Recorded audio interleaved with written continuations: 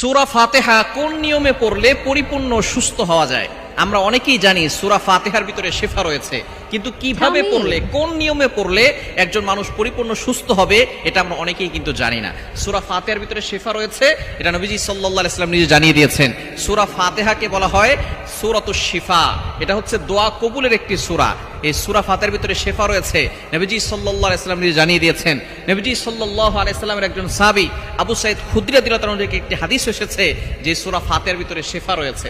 একবার নবীজি সাল্লাল্লাহু আলাইহি ওয়াসাল্লামের কিছু সৈন্যবাহিনী তারা যুদ্ধের ময়দানে গিয়েছে, সেখান থেকে ফেরার পথে তখন তারা একটা এলাকা দিয়ে যাচ্ছিল, তাদের খুব ক্ষুধা লেগেছিল। তারা সেই এলাকায় গিয়ে বলেছে যে তোমরা আমাদের জন্য কিছু খাবারের আয়োজন করো, কিন্তু তারা কোনো খাবার দিল না, বলে তোমরা মুসলমান, তোমাদেরকে কোনো খাবার দিব না। সেখান থেকে তারা চলে আসছিল, এমন সময় ওই এলাকার সর্দারকে সাপে কামড় দিয়েছে। এখন তাদের কাছে কোনো চিকিৎসা নেই, কোনো চিকিৎসক নেই। তারা কি করেছে, তারা বলা শুরু করে